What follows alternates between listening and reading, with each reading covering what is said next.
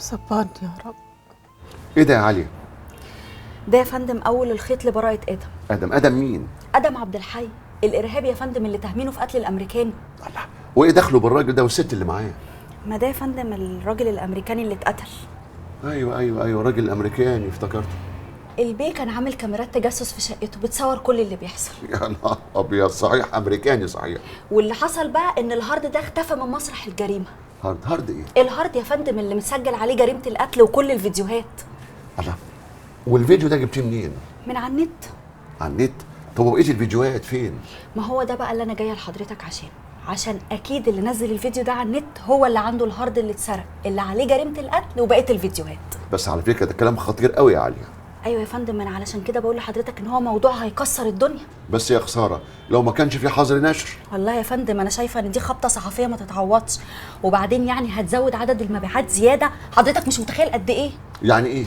يعني دي المقاله، ودلوقتي عندنا دليل مادي جديد على النت، يعني لو نشرنا مش هنبقى بنشوشر على الراي العام على الفاضي. انت عايزاهم يقفلوا لنا الجريده ويسحبوا الترخيص يا عليا؟ يا فندم احنا ما بنخلش بشرف مهنتنا عشان يقفلوا لنا الجريده، وحتى لو ده حصل لما نفتح تاني هنكتسب مصداقيه وشعبيه كبيره جدا عند القراء، لاننا جريده معارضه شعبيه ليها مصداقيتها، مش جريده من القوميه بتوعهم. يا عليا فلا الله ولا فالك يا شيخه. يا فندم ده احتمال وضعيف، لان بعد كده هيخافوا يقربوا لنا او يفكروا حتى يأذونا. يا عليا انت ما تعرفيهمش، دول جبابره، انا ياما شفت منهم. يا فندم ما انا علشان كده جايه لحضرتك، عشان عارفه ان انت مكافح وثوري وليك خبره في النضال السياسي، وعمرك ما هترضى بالظلم.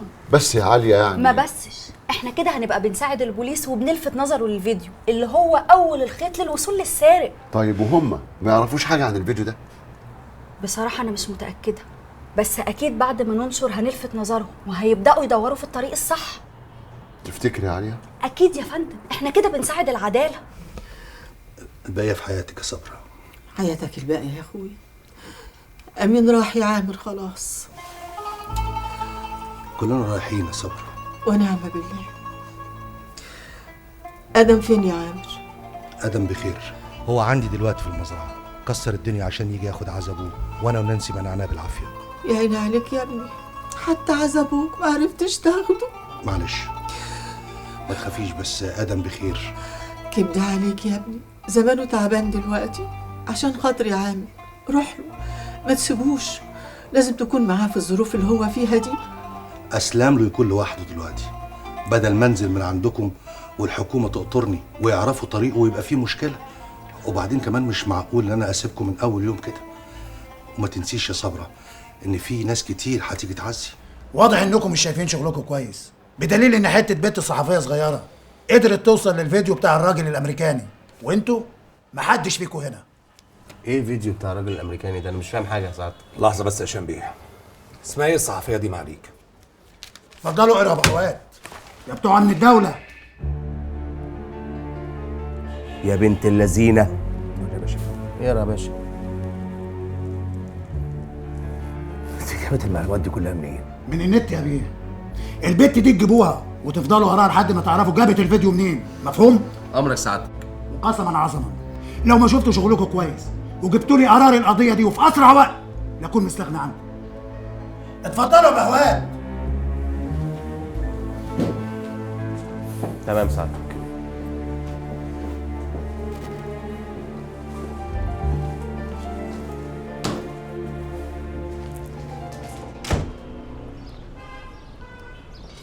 ايه اللي انتوا عملتوه ده؟ في ايه يا ابني بس؟ خبر فيديو الامريكي نزل يا اخويا في الجرايد بتاعتكم النهارده. انا ما اعرفش اي حاجه عن الموضوع ده. يعني ايه؟ يعني تفتكر علي عملت كده من ورانا؟ بس لو عليا حتى عملت كده اكيد قصدها هتظهر براءة ادم. ايوه بس ده هيخلي السارق يخاف، ولو خاف ممكن يبيع الهارد، ولو باع الهارد مش عارف نجيبه. تصدق عندك حق. انا مش قادر اتخيل عليا ممكن تعمل كده ازاي. طب احنا ليه هنقعد نتكلم كتير؟ ما تيجي نروح نواجهها ونعرف منها ايه الحقيقه. يلا بينا دلوقتي. يلا بينا. يا جماعه انتوا فاهميني غلط. احنا فعلا كنا فاهمينك غلط، ودلوقتي بس فهمناكي صح. ليه يا علي؟ تفضلي شهرتك ومجدك الصحفي على انقاذ حياه بريء؟ ايه التخاريف اللي انتوا بتقولوها دي؟ انا عايزه اساعد ادم زيكم بالظبط ويمكن اكتر، وان كنت نشرت المقال ده نشرته عشان كل الناس تعرف حكايته. ايوه بس انت كده كشفتي سر الفيديو في المقاله بتاعتك، وده هيخلي السارق يخاف ويكش مننا وما يعرفش يكلمنا تاني. بالعكس، ده ممكن يتشجع ان هو يروح يسلم الفيديو عشان ياخد جايزه السفاره الامريكيه.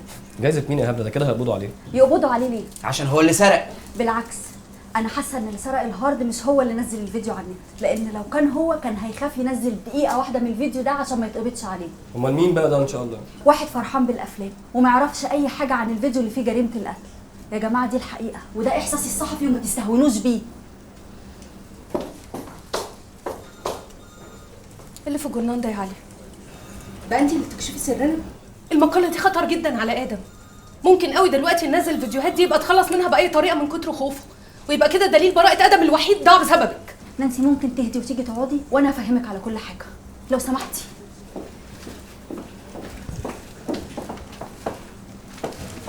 تفهميني ايه بس؟ يعني احنا بنقول خطوه لقدام ترجعينا 100 لورا. وليه يا نانسي ما تقوليش ان المقال اللي انا نشرته ده هيطلعنا خطوات لقدام؟ ازاي يعني؟ واضح يا علي ان المقال ده هيقدمكم خطوات لقدام وهيجيب رجلكم، بس مش هنا. وبالمره بقى ما دام المجموعه كلها هنا، تحبوا تيجوا معانا باحترام ولا ايه اللي قيمتكم واعمل شوشره؟ لا لا لا لا لا لا، خير يا جيجا؟ مش خير ابدا يا منصور، ده في خبر منشور في الجورنال عن فيلم ثقافي من الافلام الاجنبي اللي عندنا، وباين عليه الفيلم ده عليه عوائق جامد قوي. انا قلت لك الموضوع ده فيه ان ما سمعتش كلامي. طب والعمل يا منصور؟ العمل اتخلص من الارض ده بدل ما يجيب لك مشاكل. صدق انت عندك حق، ما دي ورطه وانا لازم اطلع منها. بص انا همسح الفيديوهات دي من على الكمبيوتر خالص، هفرمطه، بس الهارد بقى مش هون على امسحه. يا عم امسحه بدل ما يجيب لك وجع الدماغ. يا عم ما تقلقش يا عم، انت حر. انا هخبيه في حته امان، محدش يعرف له طريق بره، ويمكن يطلع له عوزه في وقت من الاوقات. مش كده ولا يا مستر كارلوس؟ خيالك يا شقيق. يا علي مش هتقولي لي بقى جبت الفيديو منين؟ حضرتك الفيديو موجود على النت، احنا كل اللي عملناه ان احنا نزلناه ونشرناه، واللي حضراتكم لازم تعملوه دلوقتي ان انتوا تشوفوا مين اللي عمل له ابلود على النت، لان هو ده اللي معاه كل الفيديوهات، ومن ضمنها الفيديو اللي عليه براءة ادم عبد الحي. وليه ما رجعتولناش قبل ما تعملوا عملتكم دي؟ لان احنا كان كل همنا نظهر براءة صاحبنا. وانت يا شاعر يا فنان ما تعرفش ان في حظر نشر على القضيه دي؟ حظر ايه بس يا باشا؟ الفيديو معمول له ابلود على النت وكل الناس ممكن تشوفه. اسمه ايه الواد اللي عمل له ابلود ده؟ والله يا فندم انا الحقيقه ما اعرفش اسمه الحقيقي، انا كل اللي اعرفه ان النيك نيم بتاعه اسمه جيجا، واعتقد ان حضرتك تعرف تجيبه الاي بي ادرس بتاعه يعني. اي بي ادرس؟ ده ابن ناس. ربنا يخليك يا فندم. تعرفنا شغلنا روح امك ولا ايه؟ ما تثبت يالا. لا يا فندم والله انا بس غرض اخدم. نادر خد الواد ده لخبير الكمبيوتر، خليه يستفسر منه عن النيك نيم ده ويشوفه نزل في انهي موقع عشان نعرف نتعقبه. اتفضل. شكرا. يلا حبيبي. اول مره انكرتي وقلت انك ما تعرفيش اي حاجه وسبناكي. تاني مره قفشنا ادم عبد الحي جنب المزرعه بتاعتك وسبناكي. تالت مرة بعت قريبك اللي اسمه أمير لأم آدم وبرضه سبناكي. لكن تتقفشي مع أصحاب آدم عبد الحي وتقولي لي إن دي صدفة؟ ده يحصل في عالم سمسم بس يا روح أمك. انا أنت كدابة. شكلك كده شمال. شكلك كده مش مظبوط يا بت. حياة أمك لأجيبك. هجيبك وأعمل لك قضية عتاب. انا مش عارفه انتوا بتتكلموا على ايه اصلا. مش بقولك شمال؟ انت يا بنتي جايه تلعب بينا ولا ايه؟ احنا مش فاضيين لك. هحطك تحت جزمتي وهفعصك. اخفيكي واحنف اللي ما شفتك. ما تنطقي يا بت! ايه اللي وداكي عند عليا وكريم وطاهر؟ انطقي لحسن قسما بالله العلي العظيم هعلقك وهسحلك. انا ما رحت لهمش، هما اللي جولي علشان اشوف الفيديو واقول لهم اذا كان ده الامريكاني فعلا ولا لا، بحكم ان انا كنت اعرفه يعني. وموضوع امير اللي بتقولوا عليه ده انا ما عنديش عنه فكره، ممكن يكون عمل كده بحكم شغلته، ما اعرفش. لا يا بنت واعيه واعيه مستفه كلامك تمام. قفلت كل الخانات. صدقها يا بنت ان انا صدقتك. انا قلت كل اللي عندي. عايزين بقى تعرفوا الحقيقه، المفروض تروحوا تدوروا على عمل ابلود للفيديو على النت، اكيد عنده الفيديو اللي فيه الحقيقه. وانتي ما تعرفيش الحقيقه؟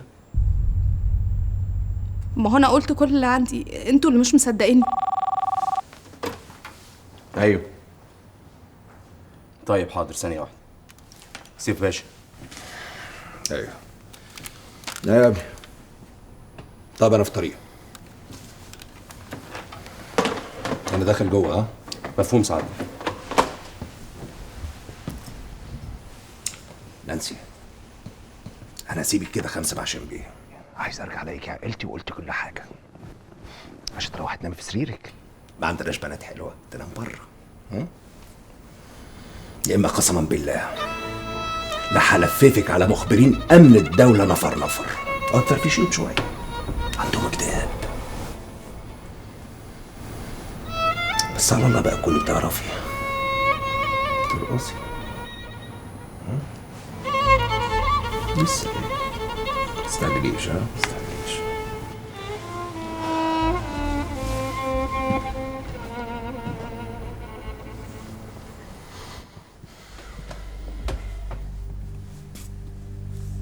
غبية، استفدتي ايه بقى غير التهزيق؟ عاجبك اللي بيحصل فيه كده؟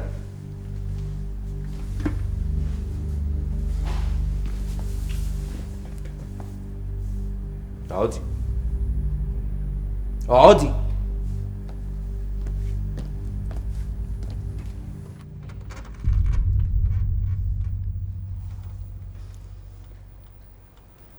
ما جاوبتنيش على سؤالي يا نانسي. سؤال ايه؟ انتي ما تعرفيش الحقيقة؟ هشام بيه، هو ليه حضرتك مش عايز تصدقني؟ عشان انا بتعامل معاكي باحساسي مش بس بعقلي. وبجد انا زعلان منك جدا عشان خبيتي عليا معلومه زي دي، رغم ان انا جيتلك واديتلك نمرتي. على فكره اللي انا بعمله معاكي ده غلط. لو حد دخل ولقانا قاعدين دلوقتي انا هروح في 60 ده. بس انا عملت ده بس عشان اثبتلك ان انا مصدق في براءه ادم، وبجد عاوز اساعده، وبجد مش عارف اقولك ايه. لو كنتي قلتي لي المعلومه دي من بدري كانت هتفرق معايا كتير انا وادم. عايز الحقيقه؟ يا ريت. الامريكاني حاول يتهجم عليا، وادم هو اللي انقذني بجدعنه ورجوله. ولما حاولنا نهرب ضرب علينا نار وصاب ادم في كتفه. كان طبيعي لازم يدافع عني وعن نفسه. حصل اللي حصل، قتله بالغلط. صح، انا صح، واحساسي صح، والجريمه دي مجرد جريمه عاديه ما هياش ارهاب زي ما بيقولوا. عرفتوا كل حاجه؟ اعملوا بقى فيا اللي انتوا عايزينه، ان شاء الله تشنقوني. انا خلاص كفايه قوي لحد كده. لازم ارد له ولو حاجه من اللي عملها معايا.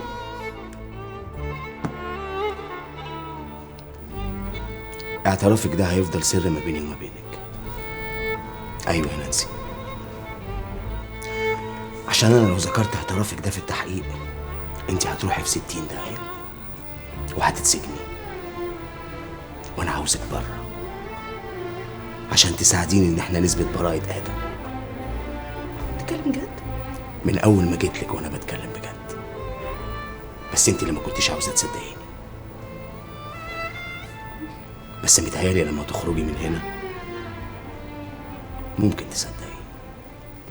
طب والظابط اللي كان هنا؟ مالكيش دعوه، انا هعرف اخلص الموضوع. وبعدين انا راجل، لما اقولك على حاجه لازم تصدقيني. طمني يا نانسي. في واحد محضر عايزك على الباب ومصر ان انت تستلمي الاعلان بنفسك.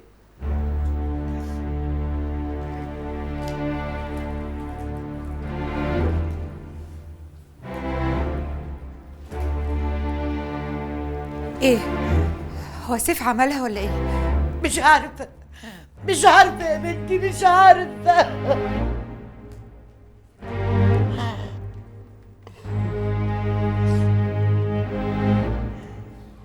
افندم، انا سهام سامح امين. ممكن حضرتك تمضي لنا؟ امضي لحضرتك على ايه بالظبط؟ ورقة طلاقك من السيد سيف سليم الحديدي.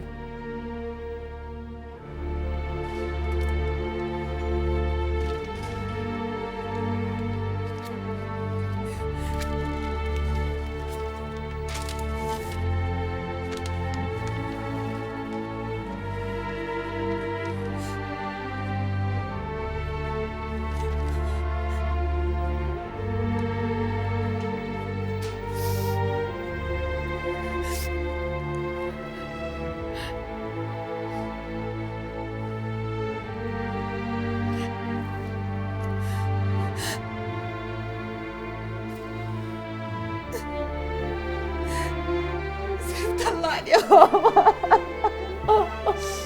الصبر يا بنتي، الصبر يا حبيبتي، الصبر. دمعني وقطعني. ابكي يا ماما، ابكي طلعي كل اللي جواك. يا بنتي عسى ان تكرهوا شيئا وهو خير لكم. مش قادرة يا ماما. حبيبتي ما تكتميش في نفسك. الحمد لله يا بنتي انك خلصت منه، بعد كده كان ممكن يكون خطر عليكي. النهارده بابا تبقى اتقطعت كل حاجه بيني وبين زين.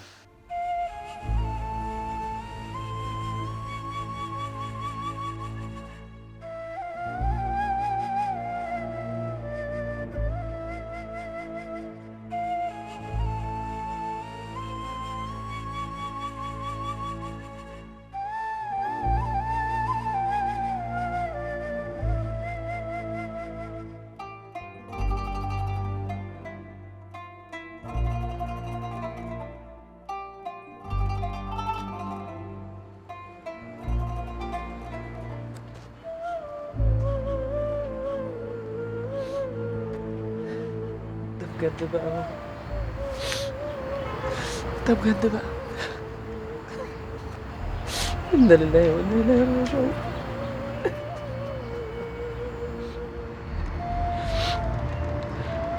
اوعى تكون سبتني يابا غضبان عليا، فاكر اني قتلت عشان السياسة.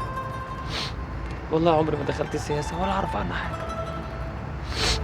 يا رب يا رب، انت الوحيد اللي عالم اني مظلوم، والنبي فاهمه، مش عايزه يكون زعلان مني.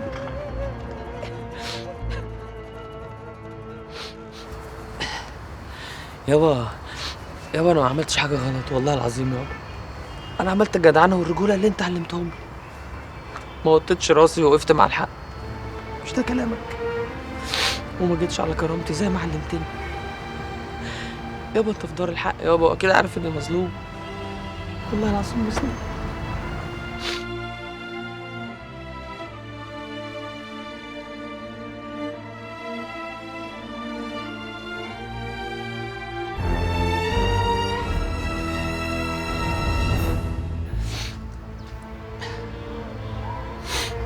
بس تصدق يابا،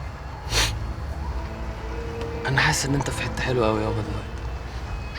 اقول لك ليه؟ مش ربنا قال لنا ان كل واحد في الدنيا بياخد حق 24 قيراط؟ انت كنت تعبان قوي في الدنيا، اكيد ربنا مفرحك دلوقتي صح؟ يا رب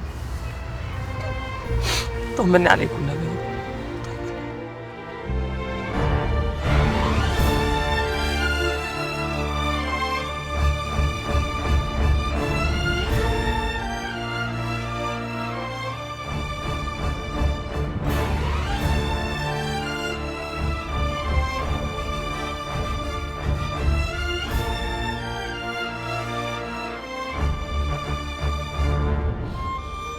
بس انا زعلان منك يا حاج امين. زعلان منك عشان انت قلت لي ان احنا غلابه، ما قلتليش ان احنا غلابه قوي قوي قوي.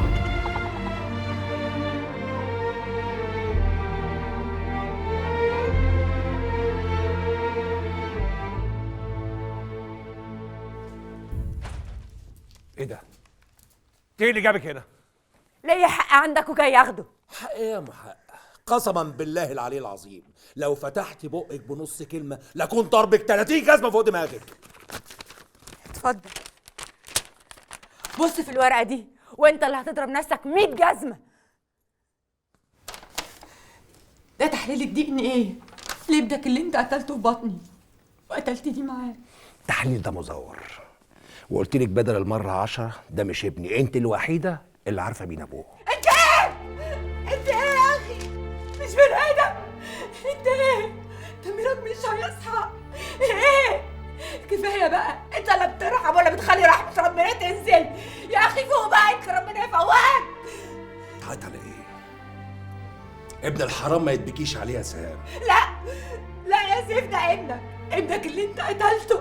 انا مش هسامحك عمري كله. انا ابني اللي قتلته، وعلى شرف اللي طعنتني فيه، والايام بيننا، وحقي هاخده ولو اخر يوم في عمري يا سيف يا حديدي. في ايه يا بنت ما تفوقي؟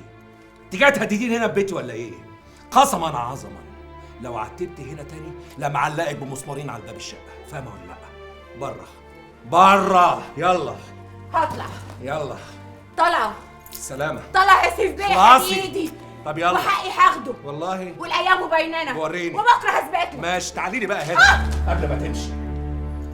قسما بالله لو عتبت البيت ده تاني انت عارف انا ممكن اعمل فيك ايه؟ سامعاني؟ يلا بره. اوعى. يلا اوعى.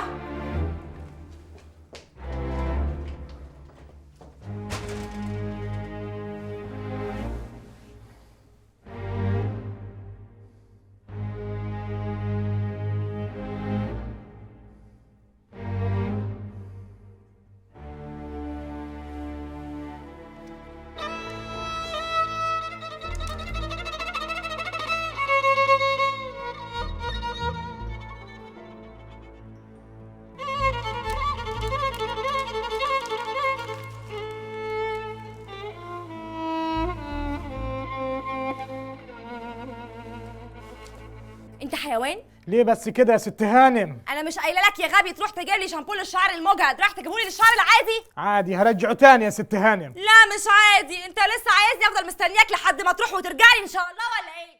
وليه الغلط ده يا ست هانم؟ ما قلنا هنرجعوه خلاص. شويه فلاحين معفنين مليتوا البلد. في ايه يا منال؟ بس هعمل ايه دلوقتي؟ زعايل ايه؟ انت كمان بترد عليا؟ انا رديت ولا فتحت خشمي؟ تصور انت قليل ادب وغبي. الله الله، ليه الغلط ده بس يا ست هانم؟ اخرس خالص، مش عايزه اسمع صوتك. خرست خلاص. ايه في ايه؟ بتزعقوا ليه؟ مفيش، كالعاده بواب قافل ما بيفهمش. معلش يا عم عوضين، روح انت دلوقتي. حاضر يا باشا. استنى يا زفت، خد تروح وتيجي بسرعه، عارف لو رحت كده ولا كده هقطع خبرك. جرايه يا منال، في ايه؟ اتكل على الله يا عم عوضين، اوعي. ايه؟ في ايه؟ في ايه يا هشام؟ خضتني. خضتك؟ وانت خنقتي الناس كلها وطلعتي عينهم وكفرتيهم يا شيخه. يا ساتر.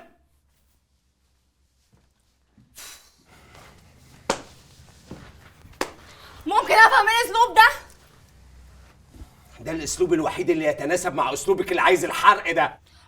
انت ناوي على خناقه بقى؟ لا انا اسف جدا، متاسفين عطلنا جنابك. اما اللي انت كنت بتعمليه مع البواب ده كان ايه؟ خناق ولا وصلة غنى؟ وانت مالك بالبواب؟ بني ادم، بني ادم يا شيخه. هو لازم ندوس عليه اكمنه ضعيف وغلبان ومش هيقدر علينا؟ بجد انا مش مصدقه انت ازاي ظابط وفي امن الدوله. والله انا ظابط امن. امن يعني امان، ودوله يعني مواطنين. يعني انا ظابط امن للمواطنين، مش المطلوب مني ان انا انزل لهم واعيشهم في رعب. وانت مصدق بقى الكلام ده؟ انا مصدق الكلام ده. دي رؤيتي اللي انا عايش بيها طول عمري وهفضل عايش بيها لغايه لما اموت. براحتك يا حبيبي، بس يا ريت ما تقولش الكلام ده لحد من صحابك، وخصوصا في الشغل، علشان يا حبيبي مفيش حد يقول الكلام ده غير شاعر، رسام، صحفي، مش ظابط في امن الدوله. يا دي امن الدوله، يا دي امن الدوله اللي مجنناكي. هو انا لازم ابقى دراكولا وامص دم الناس عشان ابقى ظابط امن دوله وعاجبك؟ ده ايه العيشه المرار دي؟ يا ساتر، ما تجيش ورايا. عايشه تفلق. ايه ده، تليفون جديد يا نونو؟ وخط جديد كمان مش باسمي، بابا جابهولي عشان اعرف اكلم ادم. الو. ايوه يا عامر، ايه الاخبار؟ هو كويس دلوقتي؟ طب اديهولي اكلمه.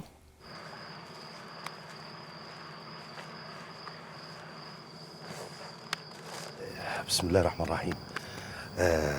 تليفون عشانك يا ادم. مين؟ الو. انا مش كنت بكلم خطيبي دلوقتي؟ ايه اللي دخلك على الخط؟ صوتك احسن النهارده الحمد لله. انت كويس؟ الحمد لله. طيب كويس. بقول لك ايه، عندي ليك خبر هيفرحك قوي. الظاهر كده ان هم قربوا يلاقوا اللي سرق ريتشارد. ايوه، اصل في فيديو من اللي كانوا على الهارد المسروق لقوه على النت. يعني على الاقل الفتره اللي جايه مش هيبقوا بيطاردوك انت لوحدك، هيبقوا ماشيين في سكك تانية كمان. ان شاء الله براءتك هتظهر قريب قوي يا ادم، اطمن يا رب. طب اقول لك على حاجه كمان، ده الظابط هشام نفسه اللي منهم انا ابتديت احس انه ابتدى يصدق انك بريء. هو هشام اللي قالك كده بنفسه؟ ايوه هو بنفسه اللي قال لي كده. خدي بالك يا نانسي، اوعي تكوني وقعتي في الكلام معاه. الناس دي مش سهله. المهم انا مش عايزاك تشيل هم حاجه خالص عشان خاطري، وانا هكلم اهلك قريب واطمن عليهم واروح لهم كمان، وهبقى اطمنك عليهم. مش عايز حاجه تانية يا ادم؟ طيب اوكي، خلي بالك من نفسك يا ادم. تصبح على خير.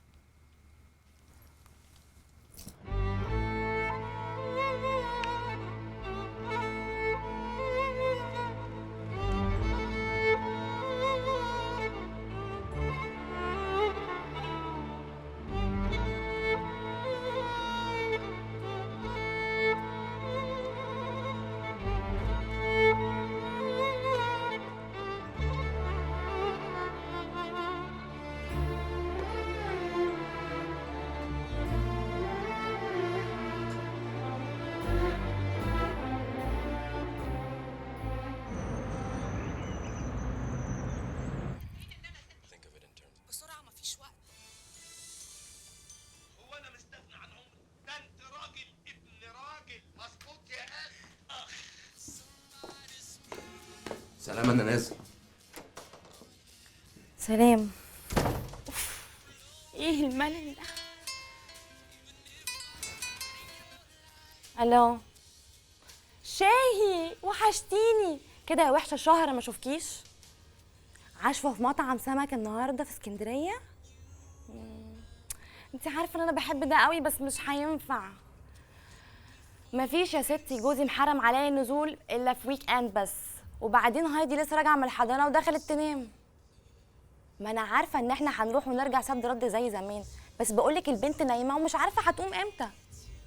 طب قولي لي بيعمل ايه كمان؟ الشوربه اللي انا بحبها. واو بجد. طب بصي انا هقوم اجهز دلوقتي واصحي البنت، بس بليز بليز نروح ونرجع بسرعه، عشان بجد لو هشام عرف هتبقى مشكله، وهي بقى بصراحه مش ناقصه. اوكي يا حبيبتي، يلا باي. هاكلكوا حته دين اكل السمك من الاخر، مش هتنسوها. هنعرف دلوقتي ونشوف. ماشي. هايدي. نعم يا ماما. اوعي بابي يعرف ان احنا رحنا اسكندريه، بعدين يزعل مننا احنا الاتنين. اوكي اوكي يا ماما، ما تقلقيش، انا فهمه ان احنا كنا بنعمل شوبينج زي ما حضرتك قلتيلي. شطوره حبيبه مامي. حبيبتي طبعا مامي بالظبط. يا ستي ما انتي السبب، احنا واقفين هنا ليه الاول؟ عشان نجيب شويه شوكولاتات وسناكس، عشان الطريق طويل. يا ضايعه. طب اتفضلي يلا. يلا مامي خديني معاكي. هايدي يا حبيبتي هتفضل قاعده في العربيه لحد ما اروح انا وطنط نشتري حاجات من الماركت وارجع على طول. اوكي اوكي. فين بوسه مامي؟ لا لما ارجع.